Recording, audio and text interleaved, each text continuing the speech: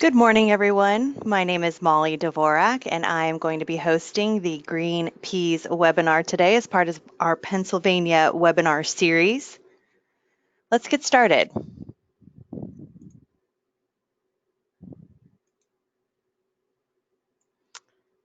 If you're unfamiliar with green peas as a crop, green peas in the crop insurance world are a shell type and pod type of pea that are grown under a processor contract for the purpose of being canned or frozen and sold for human consumption.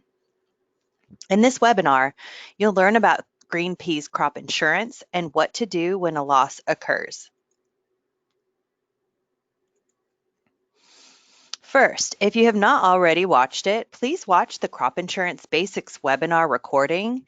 It was done on January 8th, 2019, and you'll learn and review crop insurance basics, including details about the common crop insurance policy, which is also known as the basic provisions. And it's the base policy for the crop provisions and guidelines discussed in this webinar today. Locate the webinar recording by visiting the Crop Insurance in America webpage or by going to the address that's listed on this page. The following slides, we will review some basic policy elements. First, a person type is the entity you operate under for your sales and marketing. For example, if you sell your crop as an individual and are married, you insure as an individual spousal person type. If you do business as a partnership with an EIN, which is an employer identification number, you should insure under the partnership name and report the EIN that accompanies that partnership. As long as you stay within the guidelines of the crop insurance program, it is helpful if you insure as the same entity with the same tax ID as you use for other government programs, particularly at the Farm Service Agency. The most commonly used person types are individual, individual spousal, partnership and corporation, yet several other person types are available. Last note, a Social Security number is acceptable for individual and spousal policies, while using the EIN, the employer identification number, is expected for partnerships, revocable trusts, and LLCs. Let's talk about SBI, substantial beneficial interest. Any person with at least 10% interest in you or the business need to be reported on your application. Spouses are presumed to have a 50% interest in an individual policy and are listed as an SBI on the policy. Make sure to report any SBI by sales closing date to ensure your application will be accepted.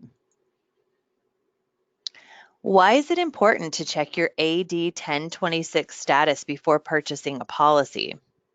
On average, the USDA's Risk Management Agency pays 55 to 62% of premium costs. It's important to check your status with FSA that you have an AD 1026 on file, because without it, you are not eligible for a premium discount and you will be responsible for all of the premium costs. Check with your crop insurance agent or your local FSA county office to confirm your AD 1026 status before sales closing date for the policy you wish to purchase. Let's look at acronyms that will be used today. The AIP, it's the approved insurance provider. These are the companies that underwrite and pay claims. APH, actual production history. These are production records over time. ARD, acreage reporting date. CAT, it's the catastrophic risk protection. This is a minimum level of coverage. CIH, crop insurance handbook. CPs, crop provisions. These are crop specific insurance details. FSN, farm serial number. Sometimes it's called FSA, FSN. That's the Farm Service Agency farm serial number. SCD is sales closing date. This is typically the application deadline. And SP is for special provisions. Those are county-specific insurance details. Insurance for green peas is available in Berks, Center, Dauphin, Lancaster, Lebanon, Montour, Northumberland, Snyder, Union, and York counties. Written agreements may allow for green peas to be insured in other counties. Meet with an agent to discuss your situation. Insurance is available for the petite type and all other types of peas. The all other types of peas that are common to Pennsylvania are lentils and Austrian peas. The petite type and the all others type is insurable for irrigated and non-irrigated practices, as well as organic certified and organic transitional irrigated and non-irrigated practices. Let's look at policy specifics. The most important dates for the green peas policy are when the application is due and when your acreage report is due and that losses are reported timely. So the application is due on sales closing date, which for green peas in Pennsylvania is March 15th, and your acreage report is due July 15th. Your acreage report includes all acreage in which you have a share. As for the notice of loss, you must give notice to your agent within 72 hours of discovery of the loss. For example, a furious rainstorm comes through and floods part of your field. The affected area was unable to be reached until a week later when you make it out and inspect the damage. From that point when you inspect the damage is when the 72 hours starts, not from when the storm occurred. Looking at policy and coverage, there's a few items to go over. Green peas is insured under an APH plan only, and that provides protection due to loss of production. Coverage options range from 50 to 75% in increments of a 5% buy-up. CAT coverage is available for green peas. That's catastrophic risk protection. It's fixed at 50% of your average yield and 55% of the price selection and has a flat admin fee of $300. The time frame from when insurance begins is when the green peas are planted, and it can end in a variety of ways. Total destruction of the crop, the date has passed for when the green peas should have been harvested, and abandonment of the crop will all end the insurance period. Other ways the insurance period will end is when you've harvested enough to fulfill your contract or when a claim is finalized on the unit. And if none of the aforementioned occurs, then the insurance period will end September 15th or September 30th if you provide notice to harvest the crop as dry peas. There are some important elements that are addressed in the green peas crop provisions. The first item is unit structure. Green peas are allowed to have basic or optional unit structure. However, there are specifics that apply to green peas. Typically, basic units are made up of all the acreage for the crop in the county of which you have a share.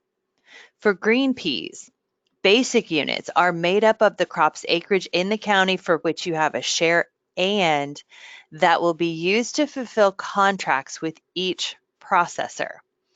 In other words, only one basic unit for all production contracted with each processor contract is allowed. If you have two processor contracts, then two basic units would be allowed for the crop in the county. Now let's discuss optional units. Some processor contracts may stipulate either the amount of production to be delivered or the number of acres to be planted, and both of those impact the optional unit structure. Let's look at the next slide to discuss this further.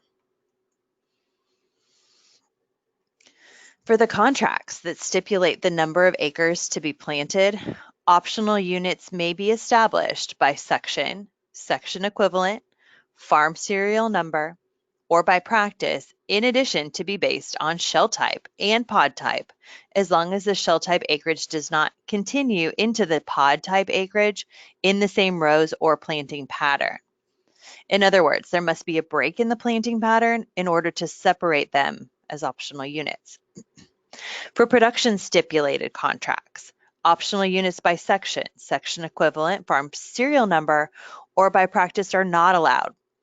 Optional units may only be established based on shell type and pod type, as long as the shell type acreage does not continue into the pod type acreage into the same rows or planting pattern.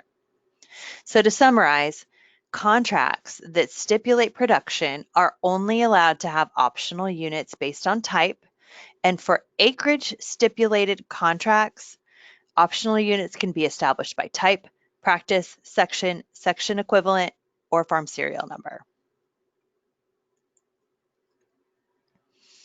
Many things can damage a crop, but not all are insurable. Green peas is protected against loss due to weather events like hail, frost, freeze, wind, drought, and excess precipitation. If caused by an insured peril, green peas protected against a failure of irrigation water supply and fire. Insect damage and plant disease not caused by improper measures in wildlife are also perils that the green pea policy protects against. As mentioned earlier, you must provide your loss information to your agent no more than 72 hours from when you became aware of the damage. You must also continue to protect and care for the crop, preventing further damage. It's also your responsibility to leave representative samples for an adjuster to inspect. The samples must be at least 10 feet wide and extend the entire length of each field in each unit. The samples must not be destroyed until the earlier of the inspection, the adjuster inspection, or 15 days after the notice is given. That means the adjuster has 15 days to complete the inspection. There are additional loss reporting requirements for green peas. In the case that there is total destruction on the green peas unit, or if the harvest has ceased and unharvested production remains in the field, you must provide notice to your agent no later than 48 hours. For any acreage that will not be harvested after the date harvest should have started, that is, unless the acreage has been released, you must notify your agent within 3 days. And if you decide to harvest the green peas as dry peas are green peas that have matured to the dry form for use as food, feed, or seed. And if you decide to harvest those green peas as dry peas, then you need to report it to your agent prior to the time the green peas would normally be harvested. Before we wrap up, let's bring it back a bit and discuss the crop insurance industry in general. The policy we just reviewed was developed by the Federal Crop Insurance Corporation, or FCIC, and the Risk Management Agency, also known as RMA. Approved insurance providers, or AIPs, support crop insurance agents that you as a farmer work with to apply for insurance, report your acreage and production, and notify of losses. The agent is also responsible for staying up to date on changes and new offerings in crop insurance. Last but not least, you, the farmer, must do your part in the reporting process and paying premium. You are the reason that crop insurance exists and why agents, AIPs, RMA, and FCIC work hard to make it affordable and available. So how do you find an agent? First, go to the RMA Risk Management Agency website and click on Find an Agent that's located at the top of the screen. This will take you to the Crop Insurance Agent Locator tool, which allows you to search for an agent based on distance, crop, language, or even agent name. As we conclude the webinar, let's take a brief look at the crop insurance cycle. Find an agent using the Agent Locator tool on the RMA website and be sure to meet before March 15th to be eligible for 2019 coverage. Apply by sales closing date, which is 3/15/2019, and coverage will begin once planting is complete. Submit your acreage report to your agent and premium will be calculated. If you experience a loss, let your agent know within 72 hours and an adjuster will work your claim. Last, RMA may issue policy changes and those would be issued prior to the next application due date, and then the cycle continues. As a reference, I've included all of the important dates for both the petite and all other types.